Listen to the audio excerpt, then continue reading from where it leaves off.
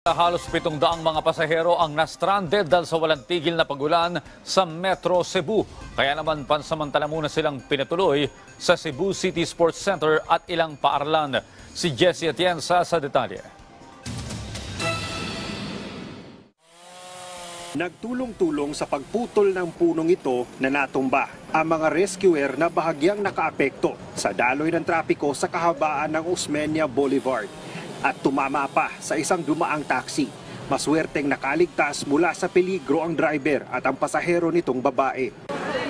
Pansamantalang nananatili sa Cebu City Sports Center ang ilan sa mga na-stranded na mga pasahero dahil kanselado pa rin ang mga biyahe ng barko sa Cebu simula nang isinailalim sa Signal Number 1 ang buong lalawigan. Unang beses mas stranded sa biyahe ang Boy Scout na si JP. Nag-aalala din siya sa sitwasyon ng kanyang pamilya sa Surigao City. First time, parang yung iba hindi prepared, yung iba parang nabigla talaga sa... Kasi magpapasko, di ba? Ayun nga.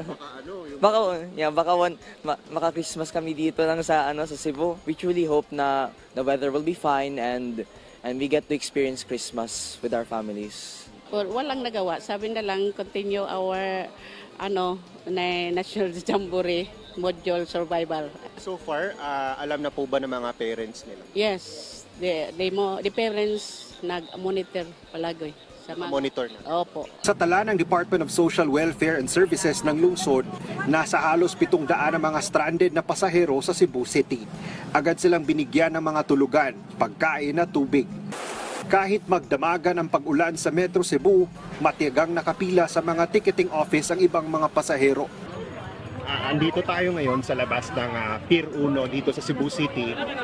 Kung sa makikita nga natin, dagsa yung mga stranded na mga pasahero dito sa ticketing office. Baka sakali sila na makakuha ng refund o makapag-rebook ng biyahe nilang una nang kinansela ng dahil sa bagyo. Kaya naman, nagkukumahog sila dito. Nagbabakasakali na makakuha ng pinakamaagang biyahe kung sakasakaling may balik na ulit yung mga biyahe ng mga barko. Naghihintay lang po kami ng balita kung meron pa bang bababiyahe. Paano yan kung kanselado pa rin? Magpapa-reschedule na lang po kami. Sa kabuang tala ng Coast Guard District Central Visayas, aabot sa mahigit 1,000 mga pasahero ang na-stranded sa Region 7. Habang nasa mahigit 200 rolling cargos at vessels na suspendido ang biyahe. Mula sa PTV Cebu, Jessie Atienza para sa Morning Show ng Bayan, Rise and Shine, Pilipinas.